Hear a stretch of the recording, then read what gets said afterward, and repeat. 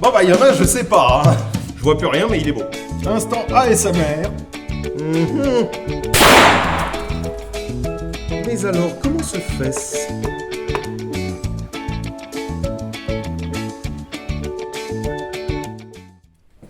Bonjour, bonsoir à tous. C'est Adrien du French Grenier. Comme d'habitude, je suis très content de vous retrouver. Alors, aujourd'hui, je vais me faire peut-être un petit peu mal. Mais ne vous inquiétez pas, je suis solide. Enfin, plus ou moins. Marlin 444S.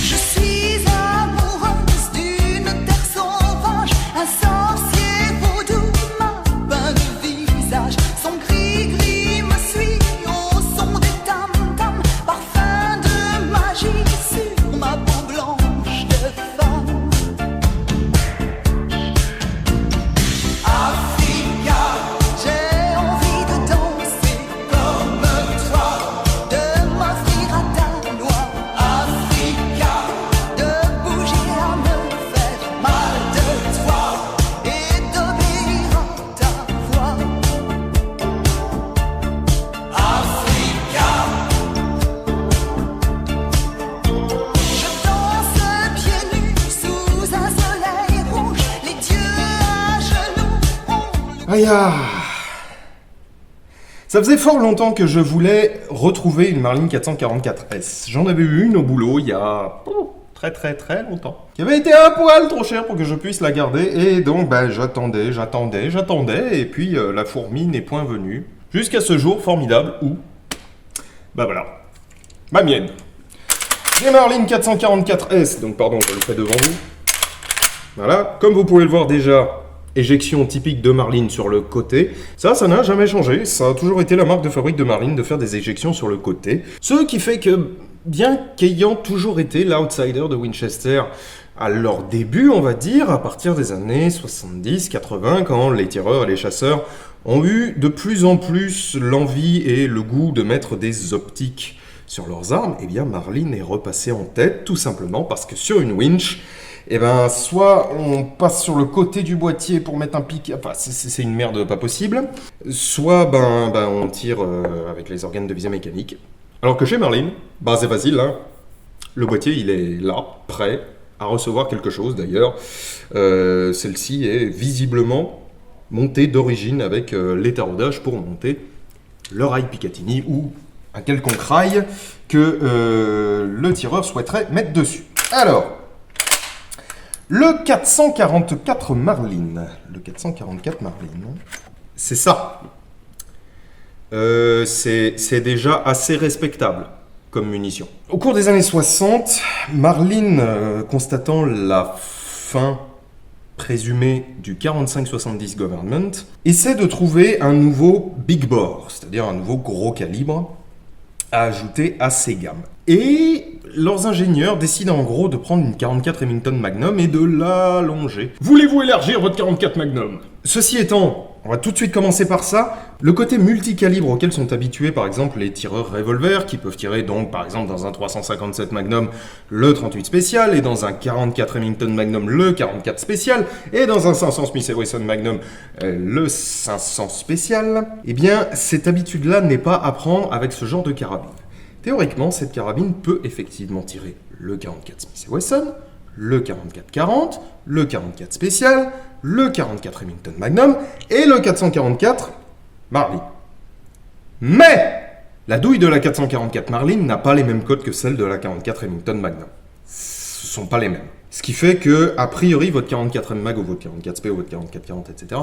Vont sérieusement fireformer, puisqu'en général elles sont plus fines, voire craquer.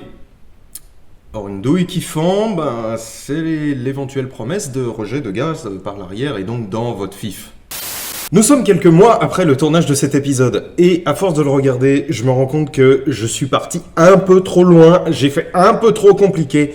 Je vais essayer de remettre les choses à leur place. Vous n'êtes pas tous adeptes du rechargement, vous n'en faites pas tous, et vous ne savez pas tous comment se comportent l'étui, la balle, la poudre, etc. tant que la balle n'a pas quitté le canon. Donc je vais essayer de faire plus simple. Pourquoi est-ce qu'une munition beaucoup plus courte que la chambre, ça risque de la cisailler en deux? Parce que vous avez votre chambre. Mettons ça, c'est la longueur de votre chambre. Bon. Et ça, c'est la longueur de votre munition. Bon. Ce qui veut donc dire que votre munition, elle peut bouger en longitudinal. Bon. Sur des carabines comme la Marlin, vous avez un extracteur qui vient attraper le bourrelet de votre mun. Seulement, il l'attrape que d'un côté, ce qui veut donc dire que, bon, elle bouge quand même. Et au moment où le percuteur va venir percuter l'amorce, il va la pousser vers l'avant. Peut-être que l'extracteur sera pas suffisant et peut-être qu'elle va bouger vers l'avant. Bon. Et si elle bouge vers l'avant, à partir du moment où vous avez l'inflammation de votre poudre, la pression, elle va se faire vers l'avant, mais aussi dans tous les autres sens. C'est-à-dire, elle va se faire sur les côtés, donc la douille va plaquer contre votre chambre. Elle va aussi se faire vers l'arrière, et c'est là où il y a un problème. Mettons que le cul de votre mun soit espacé de ça par rapport à votre tête de culasse. Le temps qu'elle fasse ce chemin-là, parce qu'évidemment, elle est poussée, action-réaction, et comme chacun sait, le plus court chemin est le plus simple. Et le plus court chemin et le plus simple, c'est la douille qui bouge. Parce qu'il y a nettement moins de poids à emporter d'un côté que de l'autre, où il y a la balle qui est très lourde, qui a une énorme inertie, etc., etc. Et en plus, qu'il y a les rayures à passer. Le temps qu'elle fasse ce chemin-là, ses parois vont déjà avoir plaqué contre la chambre, parce qu'elles ont très peu de chemin à faire. Ce qui veut donc dire qu'elle va déjà être coincée contre la chambre. Mais l'arrière, le culot de votre douille, il est plein. Un culot de douille, vous avez le puits d'amorce et lui, il traverse toute une zone qui est complètement pleine. Évidemment, cette partie-là, elle va pas plaquer. Et donc, cette partie-là, elle va avoir envie de bouger. Et cette partie-là, s'il y a suffisamment de pression, elle va se déchirer, se désolidariser du reste. Et là, ça veut dire qu'il n'y a plus aucun gaz qui va passer vers l'avant. Les gaz sont intelligents, ils prennent toujours le chemin le plus court. Et le chemin le plus court, c'est dans votre gueule. C'est-à-dire, votre culot va se déchirer, lui, il va reculer, et ça va laisser tout plein d'espace pour que les gaz refluent vers l'arrière. Ils vont passer, bien entendu, sur la Marlin, le seul truc qui fait l'étanchéité, c'est la douille.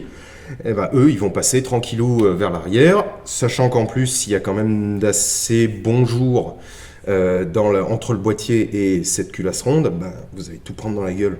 Et ça, c'est dangereux. Ça peut être désagréable, au mieux, mais ça peut être putain de dangereux, au pire. Ensuite, deuxième notion, le vol libre. Alors, tous ceux qui font du rechargement, et même ceux qui en ont pas fait, mais qui ont vaguement entendu, savent qu'il y a un débat entre les gens qui vont siéger leur balle, c'est-à-dire la positionner relativement haut, ça veut donc dire faire une munition longue, pour qu'elle aille au contact des rayures quand la culasse va fermer, et ceux qui, au contraire, enfoncent un peu plus, et donc vont permettre, on va dire, un espace entre la prise de rayure et cette balle. L'espace entre la prise de rayure et cette balle, ça s'appelle le vol libre. C'est-à-dire, on va dire, une très courte fraction de temps où la balle va se déplacer dans la chambre, mais contrainte par rien du tout. Elle n'a pas encore pris les rayures. Et elle s'est déjà libérée de la douille. C'est le vol libre. Rassurez-vous, pour tous ceux qui pratiquent le rechargement en dilettante, rajouter du vol libre, tant que c'est pas abusé, n'augmente pas les pressions. C'est-à-dire, elle va avoir le temps de se libérer de la douille, de prendre les rayures. Alors d'accord, ça va forcer un petit peu, mais Dieu merci, comme la pression sera encore en train de grimper et qu'elle aura déjà pris un peu de momentum, elle va passer. Théoriquement, siéger une balle contre la prise de rayure, ça fait un peu augmenter la pression. Maintenant, c'est quand même mineur. Surtout sur ce genre de calibre où il y a une chier de poudre à cramer, même si elle est lente, cette poudre, ça va. Il y en a suffisamment qui brûlent en même temps, parce qu'évidemment, toute la poudre ne brûle pas en même temps. Mettons que ça fasse un lit à plat dans votre douille, il n'y a que les couches du sommet qui vont commencer par cramer, et ainsi de suite, comme un millefeuille, quoi. Essayez de faire simple. Je commence à rentrer dans le compliqué, là. Donc voilà, a priori, si vous choisissez la bonne munition, donc en l'occurrence du 444 Marlin, peu importe comment vous enfoncez le truc, on n'est pas sur le problème de feuillure d'une munition beaucoup plus courte. En revanche, ce vol libre, il ne faut pas non plus qu'il y en ait trop. S'il y en a trop, on n'est pas dans un revolver. La pression, elle ne peut pas se barrer ailleurs. Et donc, vous allez avoir un souci, c'est que, essayons de faire simple, vous avez votre balle qui est très loin de votre prise de rayure, mais très loin, pas juste à 1 mm, non, loin, très loin. L'amorce est percutée, elle éclate, elle enflamme la poudre, poum, Ça bouge. La balle vient déjà de vaincre sa propre inertie et le serrage du collet. Elle bouge, elle bouge, elle bouge, elle bouge, elle bouge, et PAM! Là, elle tombe contre la prise de rayure. Il va falloir qu'elle force. Encore là. C'est pédagogique! Et dans analogie, il y a oji. Je sais. Je décline toute responsabilité dans ce geste. Bref, il va falloir qu'elle passe. Le problème, c'est que si vous laissez trop de volume, il y a beaucoup de poudre qui va pouvoir brûler dans un volume qui s'est agrandi, mais qui du coup, bouge plus.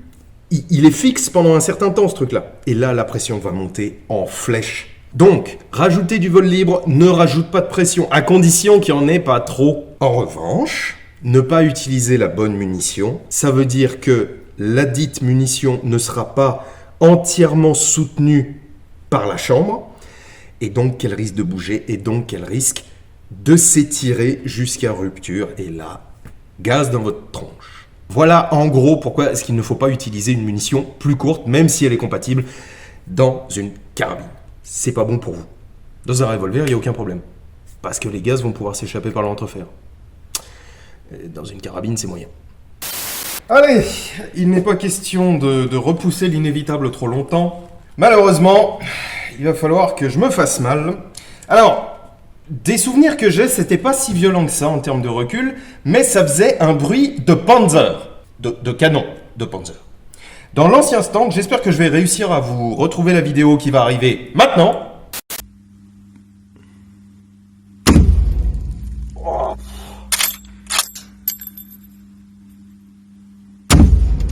Oh. Putain, le flash. Mais ça faisait BOUM. Voilà. Et ça soulevait une poussière de fou. Alors, 444 Marlin, je vais en mettre une pour commencer. Donc pareil, hein, une portière de chargement sur le côté. Bon, voilà. Et un levier. Allez, c'est parti. Soyons fous, soyons des dingos.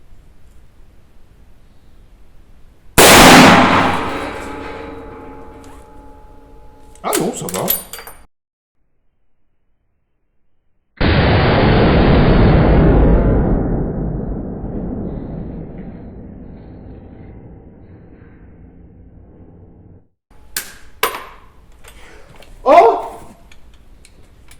Cruelle déception. N'ai-je donc vécu que pour tant d'infamie? Ah tiens, c'est... Oh non, je me souvenais quand même que ça tape un petit peu plus que ça. Bon, c'est de la 240 grains soft point de chez Remington. Peut-être que... Alors, c'est vrai que je me souviens d'avoir tiré avec une boîte... Je dois encore la voir. Si je la récupère, je vous ferai une rustine ou une photo, je ne sais pas. Mais... une boîte qui me faisait peur, vous savez, une boîte toute grise, très... Cette boîte me paraissait agressive. Alors, peut-être que c'était juste cette munition-là, qui était moins violente qu'une autre.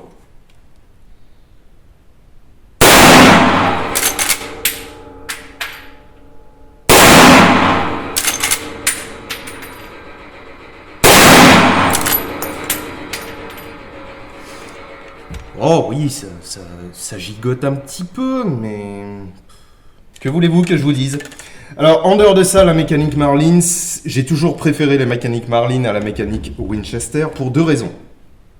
La première, elle est plus simple et il y a moins de viande à emporter sur une Marlin que sur une Winch, ce qui fait que la mécanique est un poil plus fluide.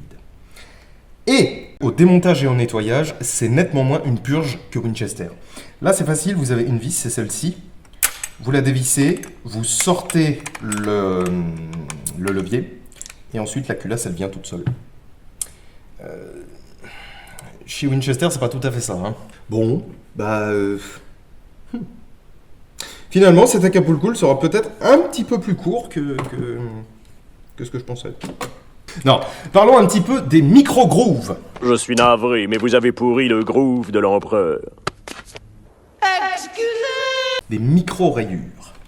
Alors, les micro-rayures, c'est pas que ce qui vous emmerde sur votre pare-brise, c'est aussi un truc de chez Marlin. Ce canon est rayé micro-groove. Et je le dis en anglais parce que c'est le nom de l'invention. Qui puis-je? Faites pas chier. D'habitude, les rayures sont assez profondes, plates et surtout assez larges. Les rayures chez Marlin, elles sont toutes fines, ce qui permet au moins deux choses chez Marlin, j'ai pas retenu le reste, sincèrement. D'une, de moins faire souffrir les projectiles FMJ quand ils passent sur ces fameuses rayures. De façon relativement compréhensible, comme les rayures sont moins profondes, la balle force moins et donc, fatalement, la pression est réduite. Et ensuite, visiblement, de réduire leur coût de fabrication. Ce qui est pratique. C'est un à côté assez sympathique. Alors, sachant que Marlin a été un peu dans la dèche à un moment, ce qui fait qu'à un moment, les 444 et ensuite les... C'était quoi déjà? Les 95S, je crois, étaient devenus assez rares. Tout le monde en cherchait et ceux qui en avaient ne voulaient pas les lâcher comme ça. Ce qui fait que j'ai attendu plus de 10 ans pour en avoir une. Tout simplement parce que Marlin a fait faillite, voilà. Elle a été rachetée une première fois par Remington et ensuite par Ruger. Actuellement, Marlin, c'est la propriété de Ruger. Est-ce que ça présage de bonnes choses? Je suis pas certain. On verra. Les Marlin, à l'heure où je parle, sont en train de réabonder chez les importateurs et fatalement vont finir par réabonder sous un délai plus ou moins court en France. Ils se sont lancés dans une gamme un peu tacticool que personnellement je trouve un peu ridicule. Mais peu importe, ça c'est des questions de goût, je m'en tape. En revanche, en termes de qualité, je ne sais pas si l'apport de Ruger, qui était connu pour faire de bonnes carabines, mais qui actuellement, je trouve, chie un peu dans la colle, sera fondamentalement une bonne direction à prendre pour Marlin. J'ai peur qu'il n'ait pas le choix. Mais bon, j'ai tendance à voir une certaine chute vertigineuse dans la qualité chez Ruger. J'ai peur que ça suive le même chemin chez Marlin. Je ne sais pas. Je n'en ai pas encore revu. Celle-là date des années 80-90. Je ne sais pas comment sont les actuels. Je peux pas vous dire. Voilà. Donc, pas de panique. Nous verrons. Ça se trouve, ce sera très bien. Allez, on va encore se faire quelques menus tirs. Et puis après, on se dira au revoir. On se dira adios, on se dira yiha. Même pour moi qui aime pas fondamentalement les leviers de sous-garde, faut admettre, Marlin j'aime bien. Puis en plus, elle a une esthétique, de canon, quoi. Elle a une esthétique de grosse carabine africaine avec un énorme barreau. C'est funk, moi je trouve. C'est funk.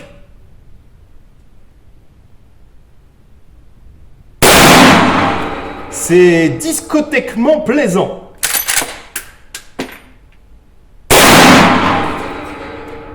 Alors ça fait pas tout à fait le même bruit.